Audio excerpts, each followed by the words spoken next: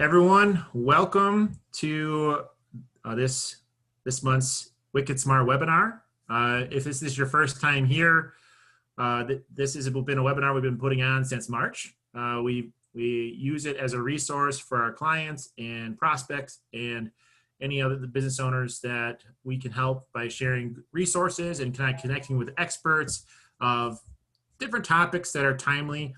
We've been talking a lot about marketing stuff over the past year, but we do have a lot of other topics that we think would be useful. And I have a little bit of a financial background. I worked in financial services for about 4 years. And I found that one of the biggest concerns that as I was talking to business owners is they work so hard to build their business, but once it gets time to okay, I'm ready to sell, usually they do that kind of stuff way too late. So I was talking to my good friend Darren Port and kind of over a couple cocktails at the Waypoint in Madison, and we kind of came up with the idea of bringing a panel of experts to help business owners at least start the discussion about what you can do to sell your business. So I came up with this witty title. I'm super proud of it. Coming up with a business you can sell someday. So we have a panel of 3 experts here I'm excited to introduce you to. The first person that will be speaking today will be Steve Pilara. He's a CPA. He's a tax partner at Ebitda here on the west side over in Middleton, I believe. Then the second speaker will be Mick Casey, or Michael, as we call him Mick here. So he's a fractional CFO. And then at the end, Darren Port, who I've known for close to almost 15 years. He'll be talking about, he owns the Tota Vida, or he's the president of Tota Vida Financial Advisors. He will be the last speaker today. This is going to be recorded. We will be providing these slides to you in the next 24 hours or so. We will be putting the episode on YouTube. So if this does add value to your business, I appreciate going on YouTube, liking, subscribing, and sharing it with your network. So my name is Andy Bonds. I'm the marketing manager at Midwest Family in Madison. So I will be facilitating this. But without further ado, I want to introduce Steve. So thank you, Steve. Hi, everyone. Thanks, Andy, for the introduction. I appreciate that. And I'm going to start right off with the goal that we have at BDO and that I personally have is to help business owners achieve their goals and their financial destinies, help to plan, manage, and control those financial destinies throughout the business's ownership timeline. That would include through a sale and or a transition to the next generation of family business, if it is a family business. So that's really what I'm hoping to help business owners accomplish, obtain the return on investment from their business. And that can happen over time, or it can happen all at once in a liquidation. So another question we deal with all the time is, how will I know when it's right to sell my business? And I have a pretty simple answer to that. You're going to be the first person to know. You as the business owner are going to know, because you're going to run out of enthusiasm or passion for the business to continue it and grow it. And I hate to use kind of a morbid human analogy, but if your business isn't growing, it's mature and dying. And so if you're not passionate about continuing to grow your business and continuing to develop it and developing your management team, et cetera, then it's probably time to sell or transition to the next generation. So let's talk about what your options are then. And we'll take questions later on after we've each presented here. And let's talk about the different options you really have. And you really have only about 4 different options or variations of these options. And the first one is an outright sale to a third party. The neat thing about an outright sale to a third party is you can, in some cases, take some of your chips off the table, so to speak, from a business standpoint, and you can keep some of your business ownership and equity, but you can recapitalize the company and essentially get some liquidity and return on investment, but retain some ownership in the business. And that just depends on who the buyer is, whether they're a strategic buyer or financial buyer, and how much they want you to be involved. There's ways, and we can't get into all the technical details, but there are ways to actually roll over that equity on a tax-free basis from an income tax standpoint. So the second option is really a leveraged management buyout, and that's where if you have a management team that is capable and competent of continuing the business without the owner or the owners, those folks would essentially buy out over time the owners that are transitioning out.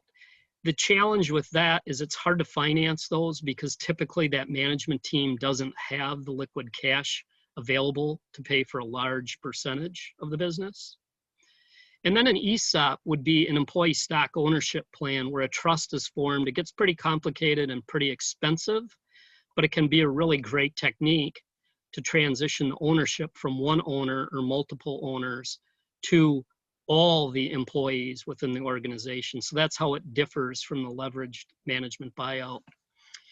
And then the last one is really if you've got heirs within the family that you can transition the business to, you can either gift or you can sell or some combination thereof to the next generation of owners.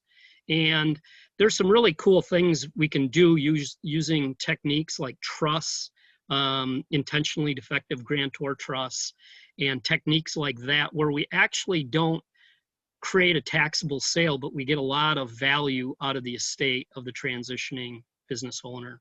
So we could have a hour-and-a-half conversation about just that one technique. So let's talk a little bit about the three legs of the stool and how you prepare your business for sale. And I use the analogy of a three-legged stool because these are the three probably most important things that you need to do as a business owner to develop and prepare the business for sale and transition.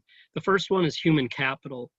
What we mean with human capital is you need to have a management team in place that's capable of running the business along with the buyer of the business after the owner or owners transition out.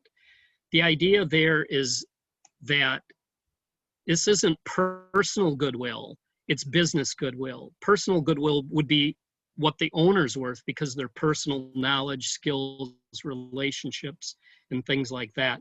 The idea is we don't want it to be critical as to the value of that one person or that personal goodwill, but what we do want is we do want to develop the management team and have that developed competent management team be the one where the value is really generated in transitioning that to the new owners. The second one is, we've labeled it customer relationships, but it's even more than that. It's customer relationships, it's vendor relationships, suppliers, subcontractors, all those external relationships within the business. And the key there again is to have multiple relationships and touch points within the business rather than just the owner, or if there's a couple owners, just the two owners.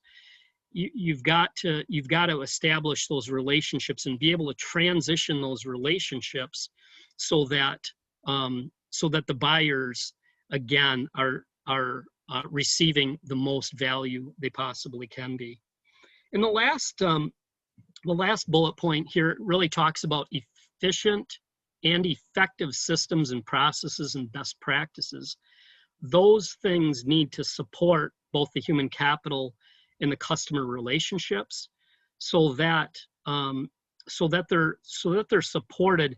And the key thing we do at BDO is we use an 80-20 or a Pareto principle approach to systems, processes, and best practices. And what we do is we use those to develop an operational rhythm of the business and accountability of the management team and all the employees so that that is transferred to the buyers, and that helps not only maintain the value, but enhance the value of the business through higher sales, higher revenues, higher profitability and more cash flow, which all drives the Ebitda, the earnings before interest, taxes, depreciation, and amortization, which drives the value of the business. So those are the three legs of the stool for sale preparation. And then the last thing that I'd like to talk about is just your dream team, if you will, to help you sell. And it really is a collaborative team effort with advisors like the three of us presenting today and others. And so it starts with a personal financial planner, advisor, and an investment wealth advisor, someone like Darren, that can come in and begin with the end in mind. What does the owner need in retirement to be able to live the comfortable lifestyle that they want to? And so that kind of pegs how much value is needed from the business to be able to support that lifestyle, along with the 401ks and the retirement plan monies and the other assets that the business owner will have. So then the second step is really to bring in someone like Mick, CFO, external CFO, business financial advisor, BDO, CPA firm that can help you really determine the value of the business and how to enhance the value of the business using those three legs of the stool that we previously talked about. And then you definitely need an attorney, obviously, to take care of basic things like a non-disclosure agreement, and then be involved in actually drafting documents and planning for the legal aspects and the contractual aspects of the sale. And then you need a risk management or insurance professional to make sure there's no gaps in your risk coverage and your risk management and insurance coverage from the time you're operating throughout the time of the sale and the transition to the new buyer. And then another key component will be a business broker or an investment banker, depending on the size of the business and the needs of the business and the value of the business. Those professionals will be needed. And obviously, probably a lesser component is your commercial banker. When you're selling externally, you don't really need the banker too involved because you're receiving the cash, not paying the cash. But if you're doing a leverage management buyout or an Esop, or transitioning within the business, then the commercial banker will be a key component of your dream team. So that's the dream team, and I'll answer questions in a few minutes here. All right, thanks a lot, Steve. We appreciate it. I want to introduce our next speaker here, Michael or Mick Casey. He's a fractional CFO. So Mick, if you have your unmute yourself there, and why don't you share what you have to the group here? So. Thank you, Andy. My name is Mick Casey. Like Andy said, I'm a fractional CFO that works most of the time on site, shoulder to shoulder with small and medium-sized business owners. The questions that we were supposed to answer today are good questions. The first one I will tackle is, when is the right time to sell? I have to agree with Steve to a certain extent. You'll kind of know when you've had enough. That being said, I think there's a few factors that come into play with respect to how to come to that decision. One of the first things I think about is the health of your spouse and yourself. I've had personal experience with in-laws who were ready to retire, and then there was a major medical event that prevented them from their dream, which was to buy a motorhome and travel throughout the United States. So there's something to be said for getting out while the getting is good.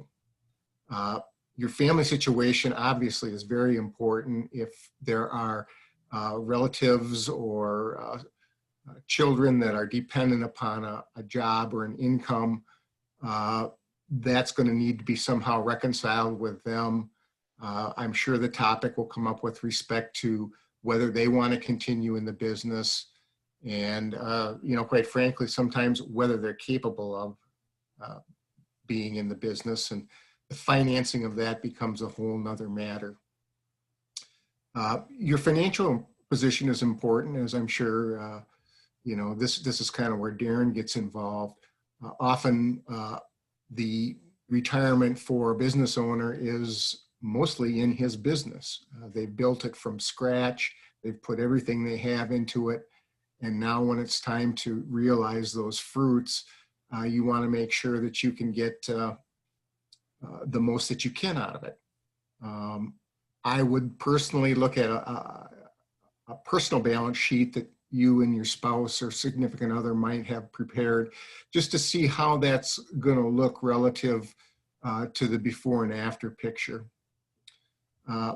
Another thing is that your energy and the state of your business, Steve alluded to this a little bit, there's a tendency to fall off as your business ends up growing and you start to age a little bit. And sometimes that will leave some opportunities on the table. And the question is who's going to be able to utilize those opportunities? Is it going to be your buyer, or are you going to be able to shore things up and get some extra value for that? I guess the thing is, you know, how much gas do you have left in the tank? Obviously, the state of your business is important. How do you feel about the next 5 years, industry, competitors? If you've got any goals that are fulfilled or unfulfilled, and if you're goal-driven, age, it becomes a factor. I think it's, for a lot of people, it's a state of mind, but that's going to also impact on what Darren will be able to do with your Social Security benefits. One of the most important things that I don't think gets addressed is, what are you going to do after you sell your business? There's a lot of business owners that I know that have pretty much put everything they've got into that business, and it's their baby. They don't have a lot of other outside interests. They've been focused on growing that. And I think that you need to put a little bit of thought into that so that you'll be ready to deal with your life post owning a business. So I think that, like Steve said, I think you'll know when the time is with proper thought and examination. And also things that are out of your control are external factors, economy, demographics, what the market is like. So just some things to consider if you're contemplating selling your business. When do you begin to prepare? Well, I got a simple answer for that: now. And the reason that I say that is Steve had alluded to the idea of replacing yourself or replacing your personal goodwill with corporate goodwill. And I know of businesses that have gone down this path of preparing to sell. And once the buyer had, or the business owner had replaced himself, he kind of thought, well, you know what? Why don't I just keep this business? I can stay involved a little bit in it, and I've got a good management in place. So, I mean, preparing to sell your business now might not lead to a business sale, but it might lead to a situation where you can go on an indeterminate basis and perhaps even get into a gifting situation with your children. Steve mentioned that begin with end of mind. If you haven't done that in your business, like I'm sure many businesses haven't, now is the time to do that. I would suggest anywhere from 2 to 4 years, depending on the business size and complexity. You need time to implement significant changes. Human capital is a perfect example of that. Key people, family members, new markets, new products, new services, replacing your capital assets, examining your processes, getting a review or an audit together, so that'll provide additional comfort when it is time to sell. All those things take time. So what do you need to begin? What we need to do to begin tomorrow? Well, first of all, I think you need to commit to resources. Your time, your attention, and the internal resources of your business need to be tapped in order for you to get ready to sell your business. It's not going to be free. I think you need to develop a realistic view of value. You've got some homework to do. What do you think your business is worth, and how can you test your opinion against reality? The other thing is you can do a lot of self-education through industry associations, colleagues, and as you start to develop a team through your trusted financial advisors. I would say one of the key takeaways is to think like a buyer. You've been in business for a long time, and you've developed probably a pretty sharp sense of what is smart and not smart to do. Put yourself in the buyer's shoes. What would you be looking for if you had the money that you want to get? What would you be looking for in a business? And like Steve said, develop an exit team. I won't go into that anymore because it's pretty self-explanatory. The different ways to sell your business, I think Steve has covered most of them. I will say a couple things. Sale to a financial advisor, there will be different prices depending on who you sell your business to. I had a client who had a manager buy his business, and what he ended up doing, because he was previously dealing with a strategic buyer, is his manager paid the strategic price for it, and the numbers just didn't work. So you've got to have different expectations for what you're going to be receiving depending upon the buyer, because in most cases, you might have to take some type of security back in terms of a note payable or something of that sort.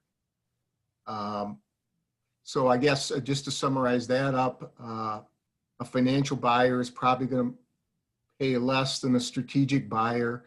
A strategic buyer might just want your customer base, and if you've got feelings for your employees or want to do right by them, they'll probably end up out on the street.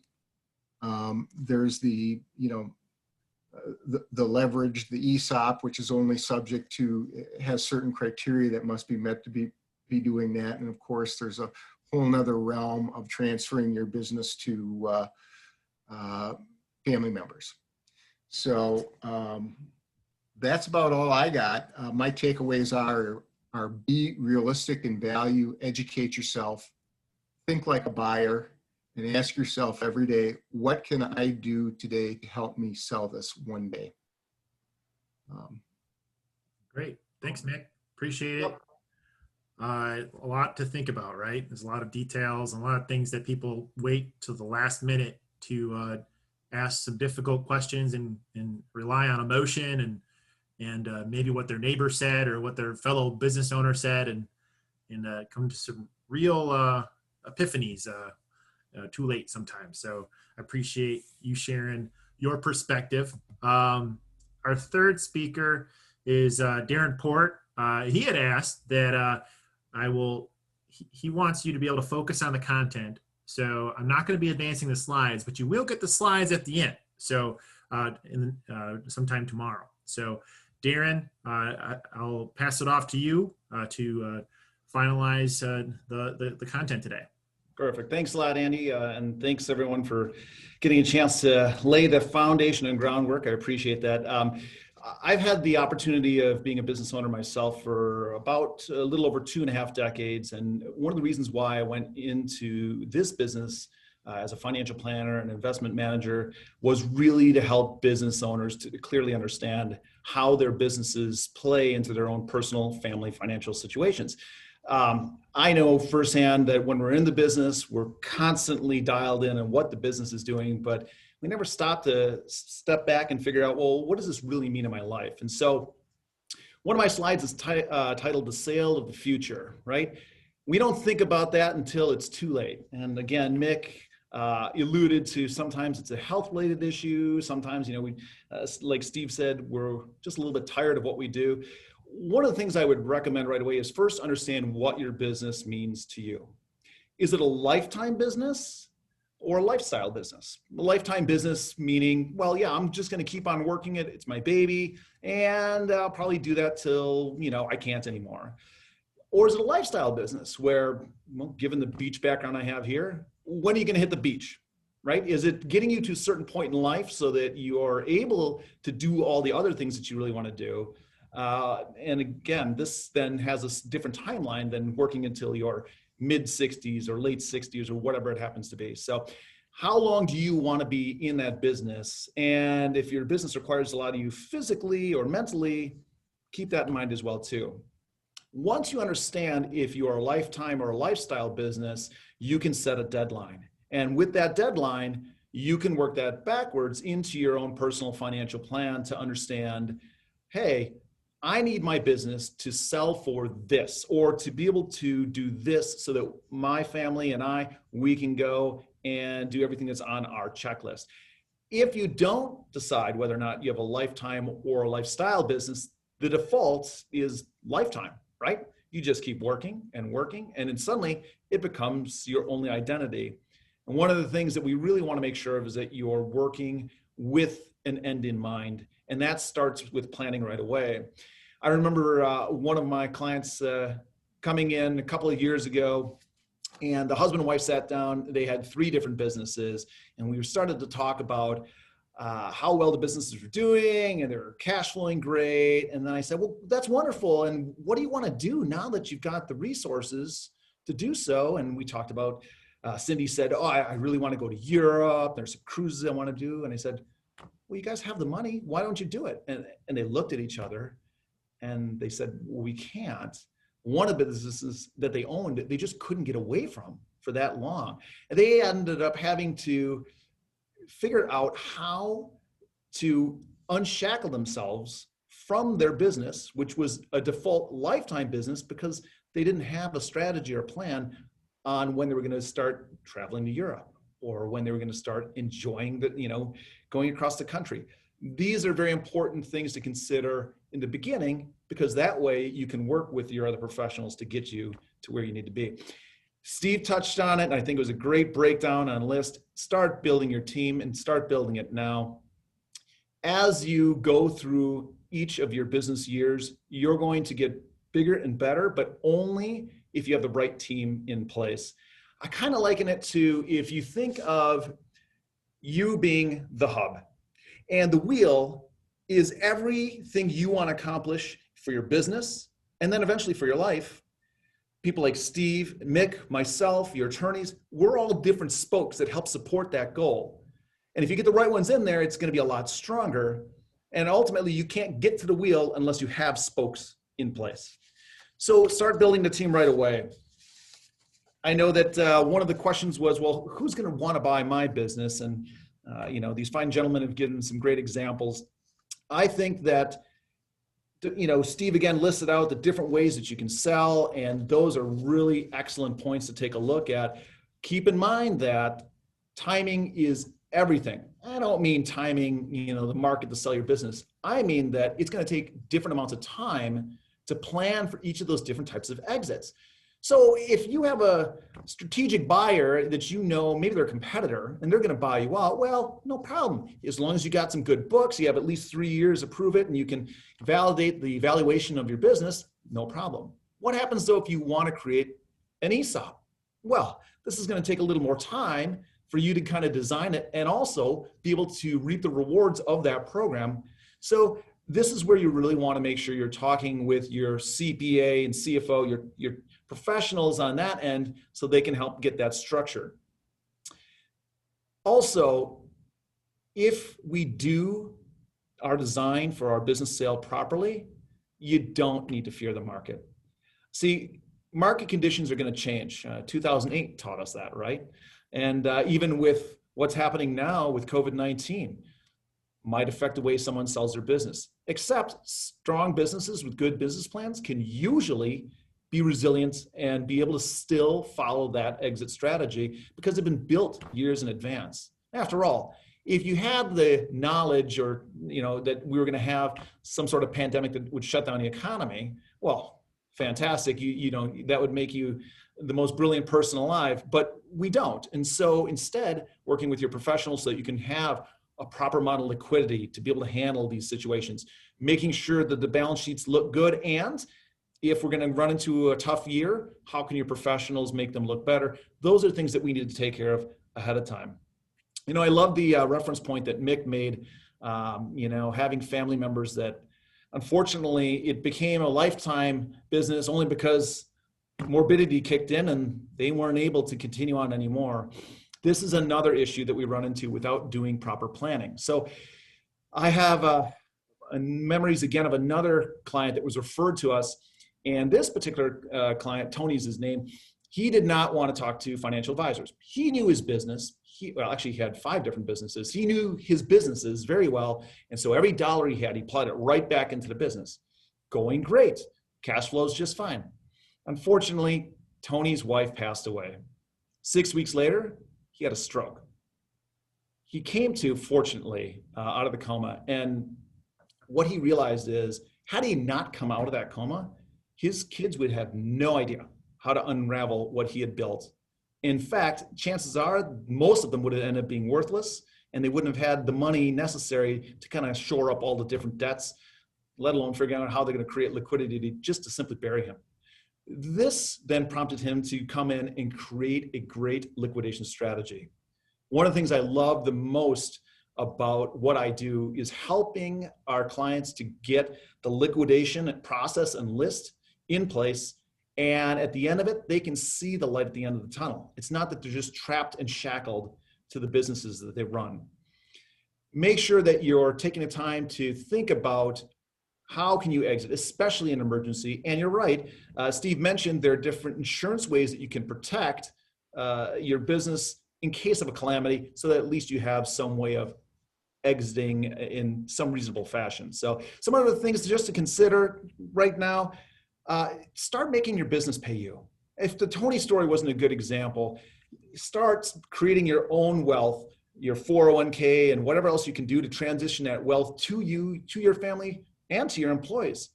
If a 2008 rolls around, then at least you can walk away and say, well, it was a good run and look what we built for ourselves in the meantime.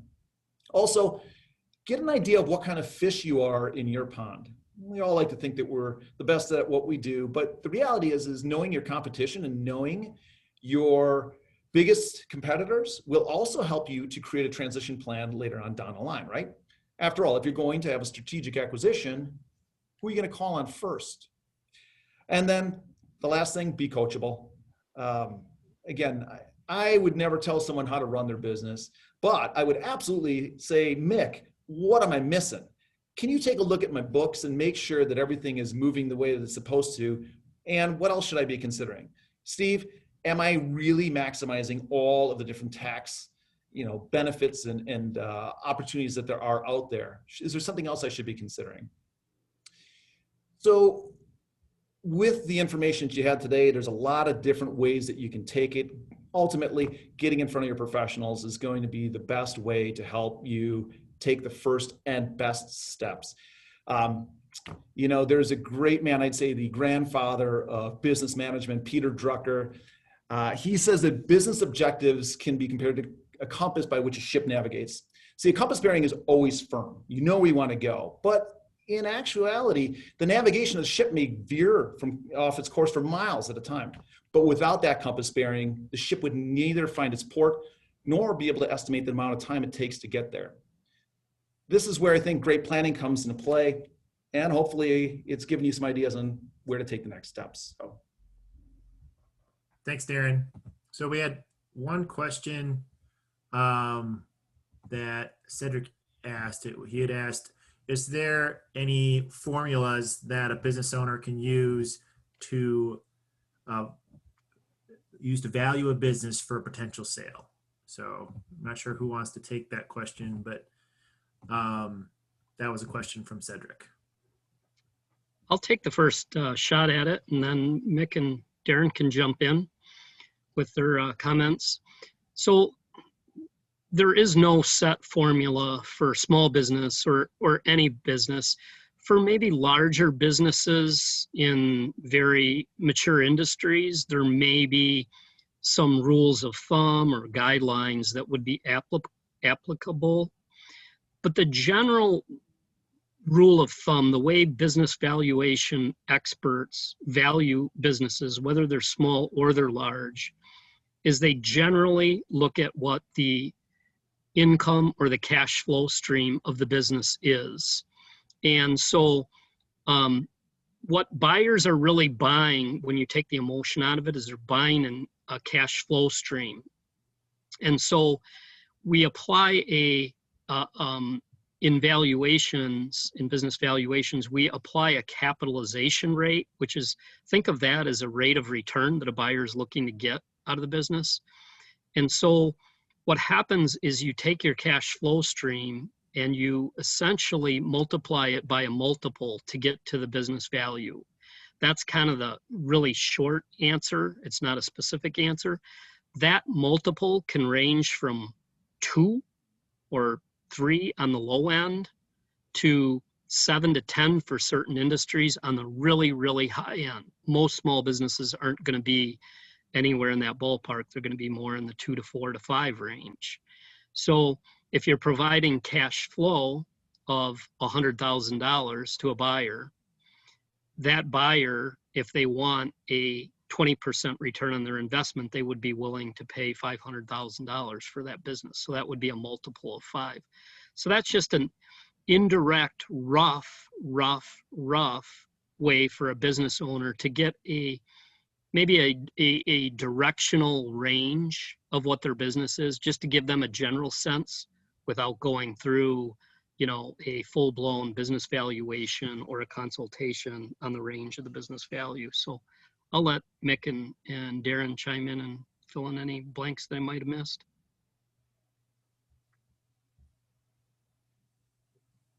Darren, to make anything to add? Yeah. I think what Steve was referring to is a multiple of Ebitda, E-B-I-T-D-A. And it's kind of a proxy that a lot of business owners use to get a rough idea of the value of their business.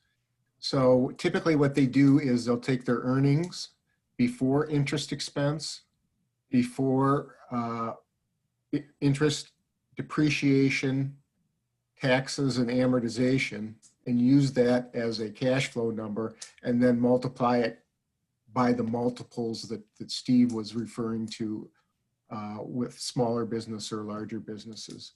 A full-blown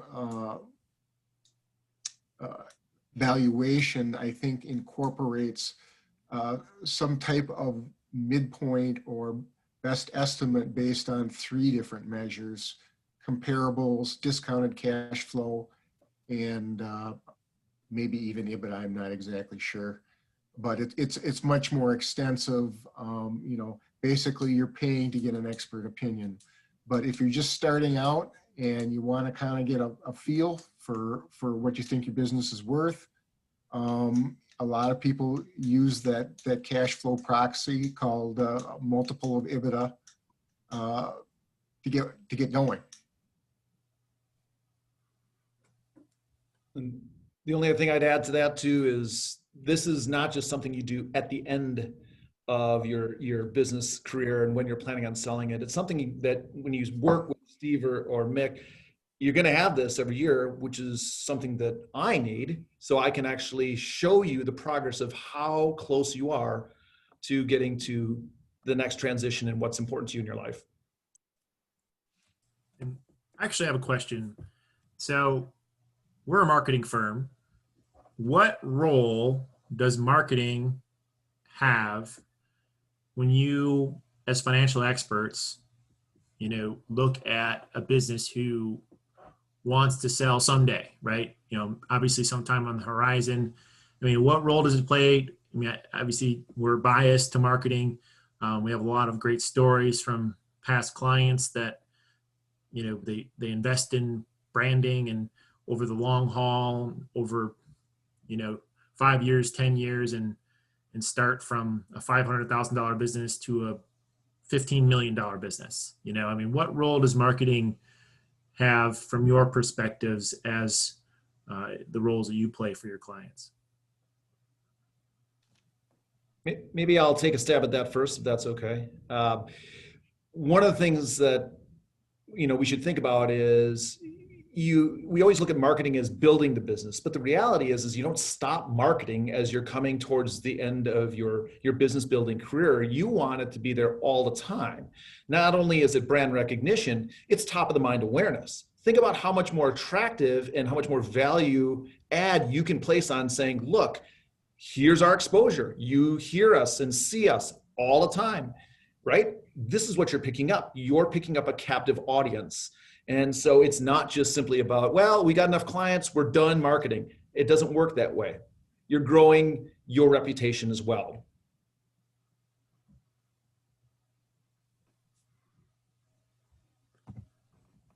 Thanks, Darren.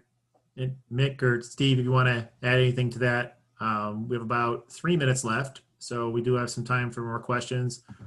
We do have a question from Bob here.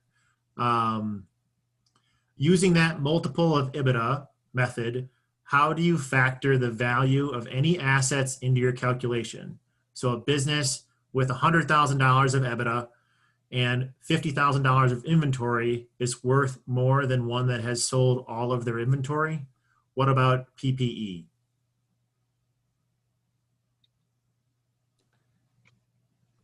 Mick, do you want to take first crack at that, and then I can jump in?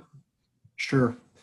That's a great question. And again, this is a proxy.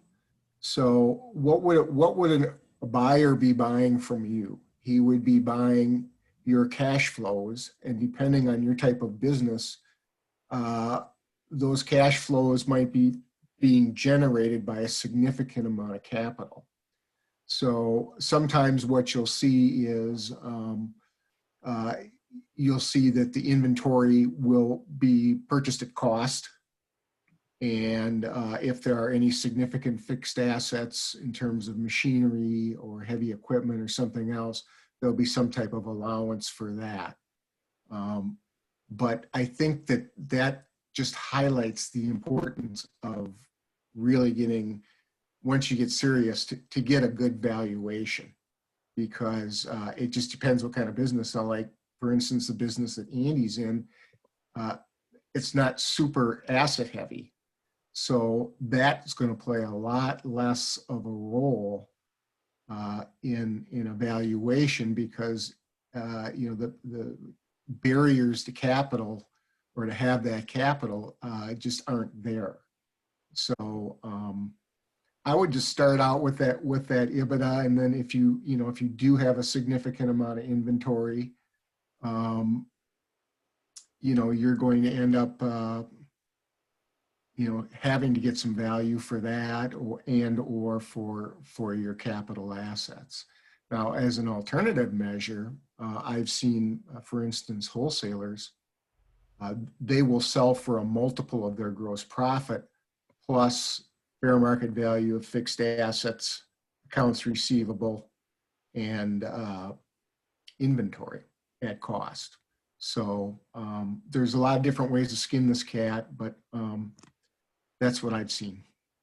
Thanks, Mick. And we have about a minute if Darren or Steve want to chime in quickly to build upon what Mick said. Yeah, I would just add a couple minor things maybe that, the hard assets of the business, inventory, the fixed assets, vehicles, and that sort of thing, the accounts receivable in a business, those are the typical business assets. They kind of set the floor, the liquidation value of the business, because by themselves, those things aren't worth that much. It's the ability of the business to generate cash flows based on the utilization of those assets that really enhances the value of the business and drives the value of the business up from that floor or that liquidation value of just selling the assets. You see that in a liquidation situation where, like a retail business that's going out of sale, well, they don't sell, their merchandise for 100 cents on the dollar. They don't get retail price. They might get, 50 cents on the dollar or 40 cents on the dollar. They might get something, not much above their cost. So think of the hard assets as kind of setting the floor. And then the higher the income stream or the Ebitda stream, as Mick mentioned, is, and the higher the sales volume, the higher the Ebitda stream, and the higher that multiple will be, that will drive the total enterprise value of the business way beyond that liquidation value of the hard assets. Great. Thanks, Steve and Mick. And thanks, all three of you. Really appreciate the information you had to share today and taking time out of your busy schedules to share with our audience on how, the basics of selling a business and planning for now. I do remember that when I owned my own business, I talked to a business owner who was a roofer, and he had worked and worked and worked and his whole life, and none of his kids wanted the business, and he had waited too long. So he was destroyed because he was just going to close his doors, and a roofing business that had been around for, 50, 60 years, he was just closing shop, and it just broke my heart. So I know how important it is, the value that you offer your clients, and really appreciate you sharing some of the basics with us. So we are coming up at the end here, so I want to promote our next Wicked Smart webinar with Christmas in 2 weeks. It seems weird to say that, but it is what it is. So we have our first Wicked Smart webinar of 2021, the Be Everywhere Marketing Plan, how to advertise like Amazon with a local sized budget. Ian Magley, I've talked to Ian on multiple occasions. This gentleman is brilliant. Him and I nerd out on marketing, and he rivals and exceeds the knowledge that I have. So I'm excited to have him on here as another expert in a little less than a month. So look forward to seeing you there. Thank you for taking your time today and joining us, and look forward to seeing you next time.